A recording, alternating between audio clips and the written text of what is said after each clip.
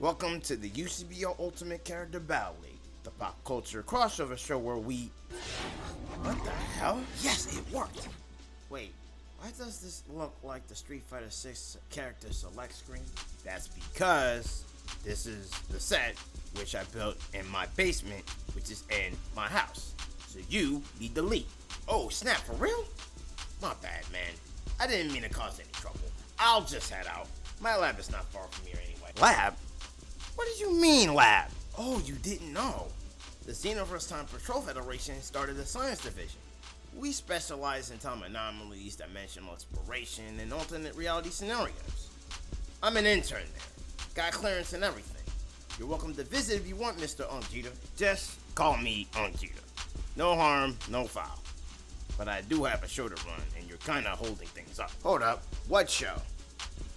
UCBL Ultimate Character Battle League. UCBL? It's a versus show. The who will win in a fight kind? Oh, like Deathbattle. In a sense. Different name, different format. Inspired by battle rap leagues. Ultimate Rap League becomes the Ultimate Character Battle League. I research fighters from different universes, break down how they fight, and explain who wins and why. Yeah, that's still Deathbattle. Different vibe. Well, if you're going to do a Deathbattle style show, a basement with a Street Fighter select screen isn't exactly the move. And what's wrong with my set? Wiz and Boomstick have a lab, and you think that's what I need? Yep. Alright, first of all, where is this lab? Second, I can't just walk in without clearance anyway. Didn't you get the letter from the boss yesterday? Oh, I do have one. And you're saying it's just up the street? Yep, that's where I'm headed. Then I guess I'm walking with you. Whoa. I've never seen this many lab coats in my life. That's science for you. Though some of these guys are definitely on some mad scientist energy. Real Dr. Eggman or Dr. Wily vibes. How do you even know who Eggman is? I played Sonic the Hedgehog with my friends back in college. Different timeline. Oh, sorry, I forgot to introduce myself. Name's Briefs. No relation to Trunks or Briefs. Like Mario, except I don't jump on Koombas or Goombas. Most people just call me Briefs, so that they don't get confused. Pretty sure people just use first names, man. Fair. Anyway, this is the control room, main hub of Xenoverse Labs. We got full access here. What are you talking about? You need a co-host. Someone with scientific knowledge to help you break down matchups, powers, and anomalies. And I just happen to check all those boxes. Dude, we literally just met, and you're not even from this timeline. Correct. I'm from an alternate future where 5 hours later. And that's how I ended up in the Time Patrol Science Division, stationed here at Xenoverse Labs. Wait, you're the son of Gotenks and Kefka? First of a new fusion-based lineage. I'm a Saiyan human hybrid. Like Goten, Trunks, Gohan, and Pan. That's actually pretty wild. I love to explain more, but don't we have a show to do? Right. Let's get started.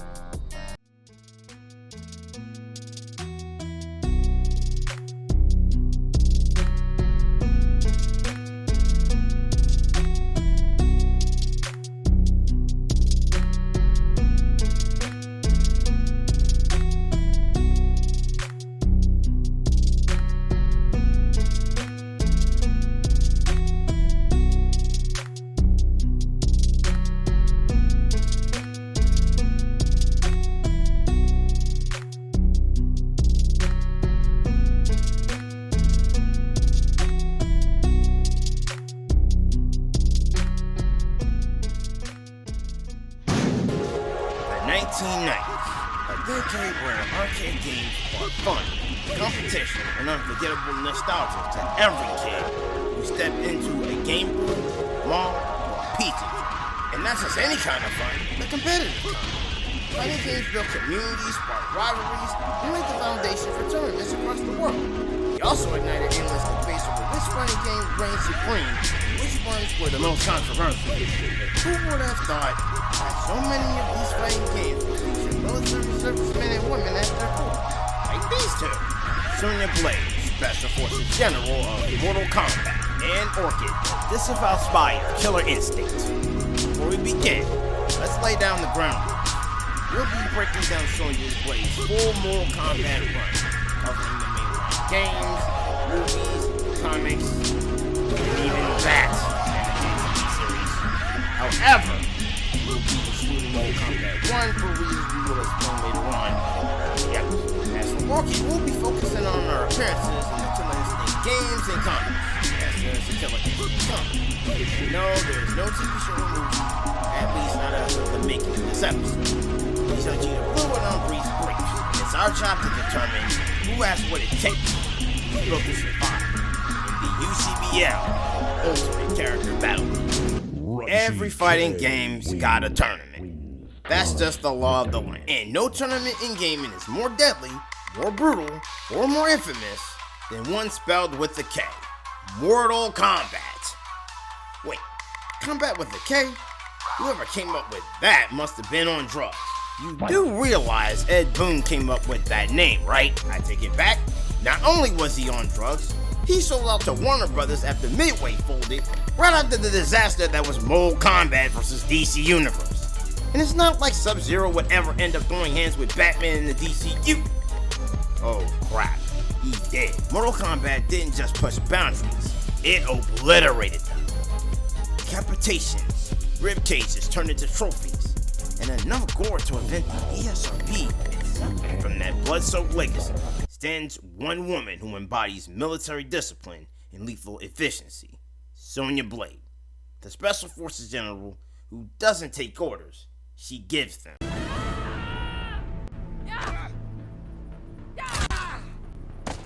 Sonya wins. Fatality. Sonya isn't just a blonde fighter, she's basically G.I. Jane with a hint of Cynthia Rockrock. And I would know, because she's my girlfriend's MK mate. You have a girlfriend in the military who made Sonya? Alternate Universe 7. Long story. I can only imagine how that first date went. Trust me, you don't want to. Born into military life, Sonya's destiny was practically engraved on dog tags. An army brat through and through, disciplined, sharp-minded, and throwing punches before she could spell discipline. She enlisted at 18, flew through boot camp, and by 26 she became one of the youngest members of the Special Forces. Her missions include warlords, terrorists, and most notably, the Black Dragon, led by the cybernetic pirate, Kano. Oh, like Cyborg from Teen Titans, but Australian and way more punchable. Her pursuit of Kano led her into the 10th Mortal Kombat tournament. Under the guidance of Raiden, she fought alongside Liu Kang, Kung Lao, Johnny Cage, and Jackson stopped Shao Kahn from conquering Earth. Fire ninjas, ice ninjas, form Shoguns, and Johnny Cage still found the time to hit on her. Sonya Blade is duty incarnate with a ponytail. Sonya doesn't rely on magic, mutations, or blessings. Her power comes from training, tactics, and pure willpower. She's living proof that discipline plus rage equals something even gods feel. That's Shenna. Peak human conditioning, strength, agility, and reflexes beyond Olympic levels. She flips rolls and fires with pinpoint accuracy while wearing full combat gear. And yes, she hits the gym. A lot. Her wrist-mounted energy rings fire concentrated pink kinetic blasts, burning, destabilizing, or outright obliterating targets on contact. Allow me to demonstrate with this prototype. Are you sure that's... Ow, my back. Moving on. Sonya is a grandmaster in Kempo, Taekwondo, Judo, and Karate. Combining brutal strikes, grapples, and aerial combos. She strikes first, she strikes fast, and she shows no mercy, especially the king. Sonya is a tactician first, fighter second. She analyzes opponents in mid-combat, exploits weaknesses in seconds, and thinks 3 moves ahead. It's chess, except every piece is a lamb, energy rings, arm kick, a somersault kick that shatters ribs, kiss of death, lethal energy blast, poison kiss, suffocating energy miss, just split, generates 20,000 to 50,000 Newton tons of leg force, zone strike, tactical missiles, enough to put fighters down like Katana and Jade. Yes, Katana's a princess. You don't command special forces without serious firepower. Dual sidearms with shock rounds, grenades and flashbangs, combat knives, armor, drone support unit. It's basically a walking exile. For example, she has a throw force over 90 kilograms with an opponent thrown at 5 minus 45 joules. She dodges at 10 milliseconds and she cannon has reacted to bullets and energy. Her sister split force is sufficient enough to tear a human in half. She even shattered an anvil worth over 10,000 joules. Sonya survived explosions, cryogenic attacks, and superhuman assaults. And she even fought multiple opponents while injured, and has stamina comparable to other top-tier MK elites. Sonya is a commander, investigator, mentor, and mother. She trained the next generation, including Cassie Cage, who later defeated Shen. Sonya is human. No healing factor, no god. She died in multiple timelines, and became a cameo with a K in Mortal Kombat 1 due to a timeline change because of Liu Kang becoming a fire god in the aftermath of Mortal Kombat 11, which is really another weakness that is out of Sonya's control with the K. In the Dabs and Sweet Baby Ink's feminist metal drive wins wars, but it also puts her in danger. If you threaten her family, you've already lost. Sonya Blade is resilience incarnate, a mortal who stands against all gods. She's not here for honor. She's not here for revenge. She's here to win. You lose from my foot to your ass. Welcome to the world of Killer Instinct, where style is savagery. When it first hit arcades in the 90s, a lot of people wrote it off as a Mortal Kombat clone. Until it wasn't. The second first-timers touched those arcade cabinets, they were hooked. KI became the alternative for people who wanted hype, combos, and swagger. And yeah, no Mortal Kombat success, no one takes the risk of making this kind of rival in the first place. Even creators like Maximilian Dude and Mac Muscles have praised the series and helped keep the hype alive. And the 2013 reboot became a real tournament presence. But inside the game's story, the chaos has ascended. And at the heart of it stands one agent in green who burns brighter than anything Ultratech could manufacture. Black Orchid, government spy, freedom fighter, and walking wildfire. Or just Orchid.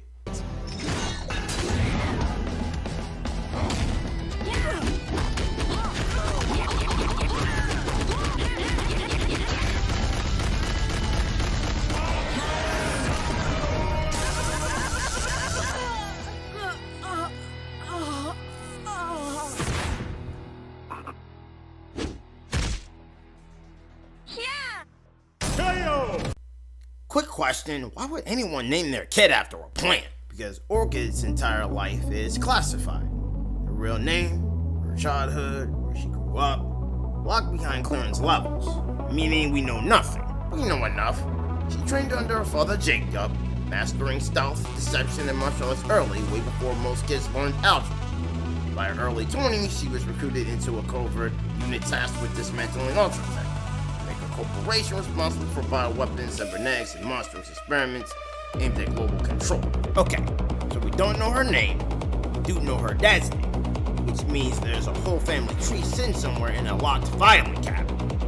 Don't overthink it. But yes, she does have a half-brother, Jago the Warrior Monk, and when her agency disowned her for getting too close to the truth, Orchid didn't fold. She went rogue. She became Disavowed, wearing that label like a badge.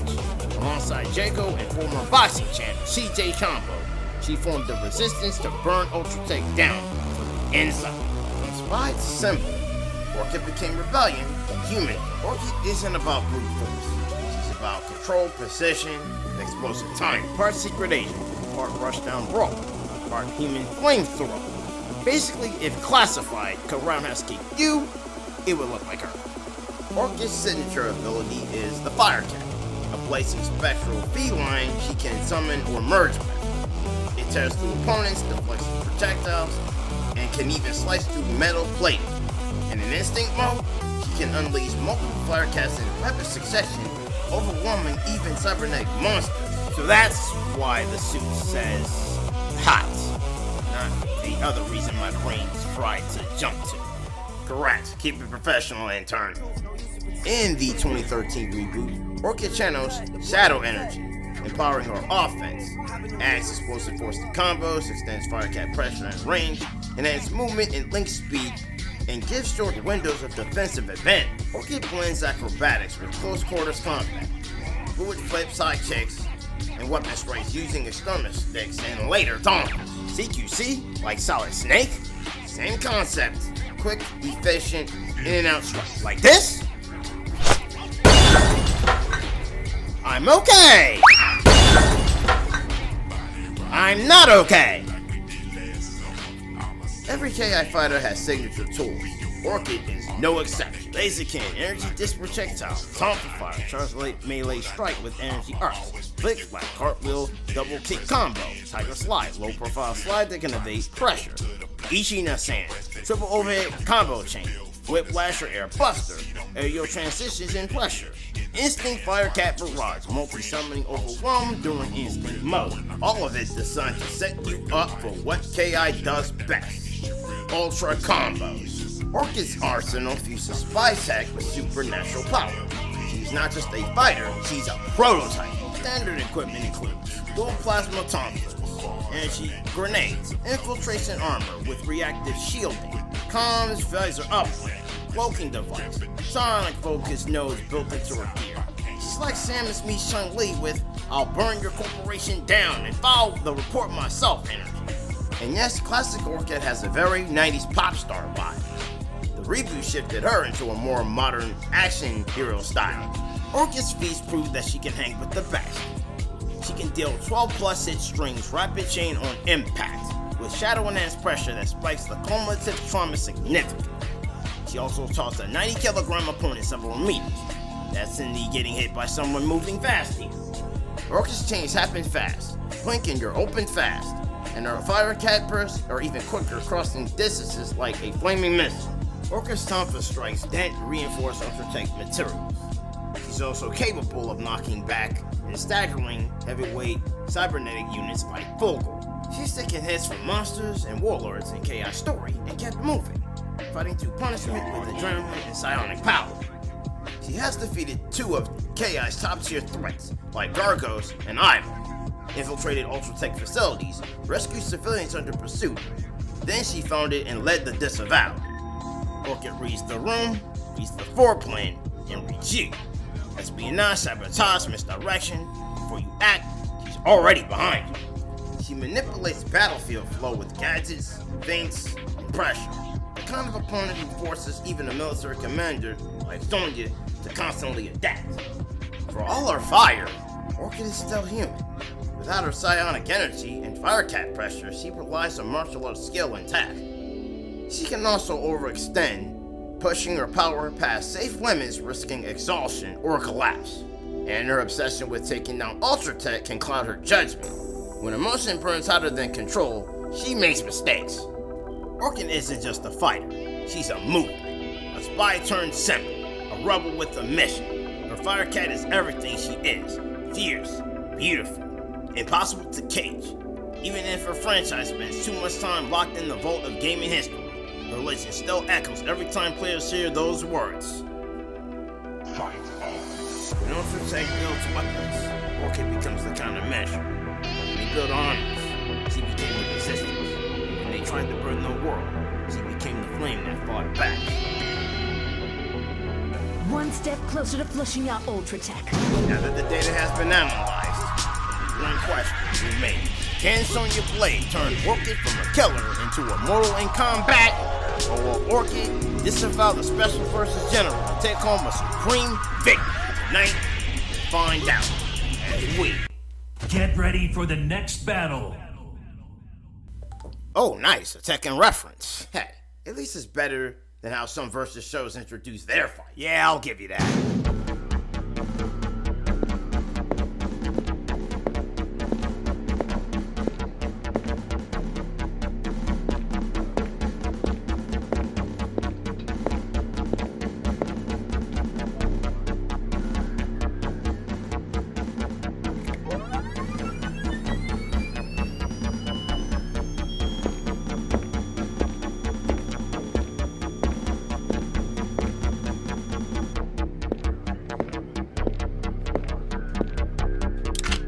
Move a muscle, and the gun goes off, blowing your brains out. Step away from the monitor. Hands where I can see them. First off, the data behind you is part of my mission. One, you're interfering with me. Second, pointing a gun at my head, that's gonna cost me. And since you won't step aside, let's dance. Fighters ready. Engage.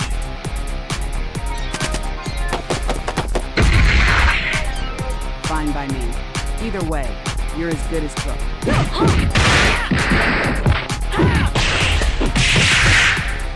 Try dodging this!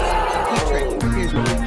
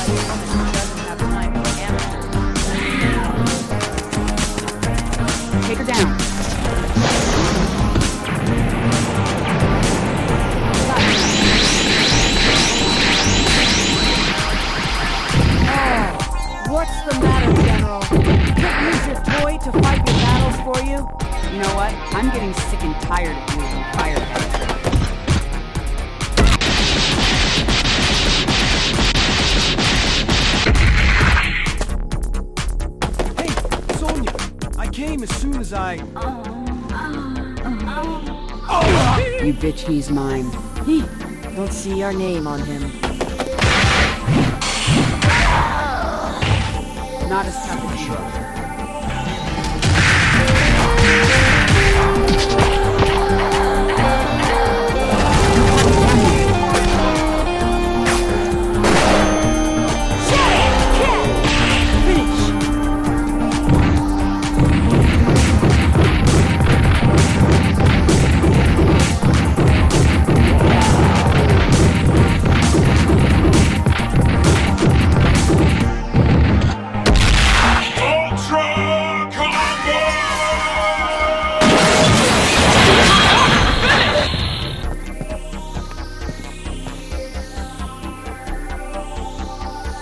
Now I have. Mission complete.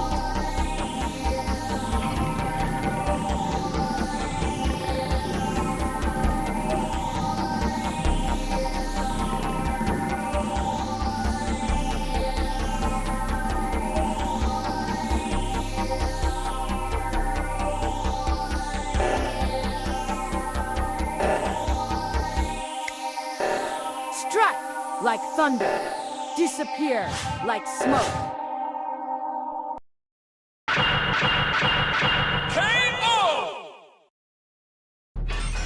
Supreme victory. And honestly, that pretty much says it all for this Razor Close matchup. This fight was far closer than people might expect. In many ways, both Sonya and Orchid were neck and neck across multiple categories. Hold up, how did you get the Killer Instinct announcer to do that? Paid him. In exchange for this autograph. It's hanging in my house right now. Fair enough. Alright, this fight came down to 7 categories. So let's break it down. Starting with the first 3, beginning with attack potency. When you plug in the numbers, both fighters land in the same damage tier. Sonya's throws, scissors split, and finishers, and Orchid's combo stacking and throwing 9kg opponents with similar kinetic force, both clocking in around 4.5 kilojoules. So neither fighter gets the AP edge due to these similar feats. Next up is speed. Both fighters can blitz normal humans, react in close quarters, and dodge gunfire and actually projectiles. The striking speed, kicks, punches, and chains is insane. Neither had a clear edge here. As for strength, you can forget low-balling either of them here. Sonya shatters anvils, tosses grown opponents, and throws down with outworld monsters. Orchid dents Ultra Steel Tech, knocks around full gore units, and drags heavy gear like it's nothing. The strength gap is way too narrow to call. Just those 3 first categories alone made this fight brutal to judge. But the next 4, that's where the real gap opens up, and where the fight is decided. Let's look at their overall durability. Sonya survived explosions in battlefield combat, outward evasions and forces, and cryokinetic and massive super speed assaults. That's impressive, no question, but how does Orchid stack up? Short answer, Orchid has endured ultra attacks against soldiers and cyborgs, and taken punishment from demonic level threats. Also, she kept on fighting through brutal damage and using adrenaline and psionic bolts. And here's the key difference. Sonya survives through tactics, gear, and command support. Orchid, she takes damage directly, keeps moving, and eats hits from boosted superhuman and demonic foes like it's breakfast. So in terms of raw durability, the edge goes to Orchid. Next up is combat experience. Okay, surely Sonya takes this one, right? Not exactly. Sonya has 10 to 20 plus years of military service and multiple martial arts masters. She even led squads and armies against outworld invasions. Orchid has elite spy and black ops operative training, has mastered a hybrid of CQC martial arts with tonfas and acrobatics, and has led the Disavowed rebellion against Ultratech. Different experiences, equally deadly, which is why both tied for combat experience. Moving on to weapons and abilities. Sonya's loadout includes firearms, grenades, energy rings, drones, and a full special forces armor. For Orchid's kit, like her tonfas, firecat manifestation, shadow energy, spy tag, and supernatural movement, makes Sonya's arsenal less effective than it looks. Orchid can bypass energy projectiles, evade drones and gunfire, and outfight Sonya in pure close quarters combat. More gear doesn't mean better gear. But what about Sonya's Scissor Split Fatality?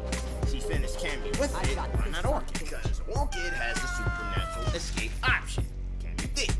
The Firecat isn't cosmetic. It's cheap-based energy capable of burning the materials from full board level. Testing the characters in the center. Skin the hotter if Sonya tries to scissor split, Orchid can shift into Firecat form, burn through the hole, and potentially cripple Sonya's legs. Once that happens, Sonya's best finisher is off the table, giving Orchid her second category edge. And finally, the final boss scale. Sonya has faced Shao Kahn, Quan Chi, and Shinnok. That's God tier opposition, true. But Orchid has clashed with Idol, a demonic titan who wiped out Chaos' strongest warriors, and Gargoyle, a world-ending demon capable of meteor storms and mass destruction. In the original timeline, Orchid directly helps defeat these threats. In the modern era, she still scales to that level, especially in Shadow. That final boss scaling pushes Orchid into a higher overall threat tier. This fight was tough. Sonya played as the ultimate special forces general, disciplined, relentless, and capable of standing toe-to-toe with gods and monsters. But when you stack Orchid's superior durability, her supernatural fire tap, and shadow energy toolkit, and her skill into demonic titans like Idol and Gargoyles, that's enough to tip the fight. Sonya fought like a legend, but Orchid had the right instinct at the right moment, and it was a killer, just like her. She won the fight, but not the co-host possession. That's you, Briefs. You're hired. Oh, cool, I can do this now. I'm okay. I'm not okay. Wow! Anyway, winner of this UCBL matchup, Black Orchid.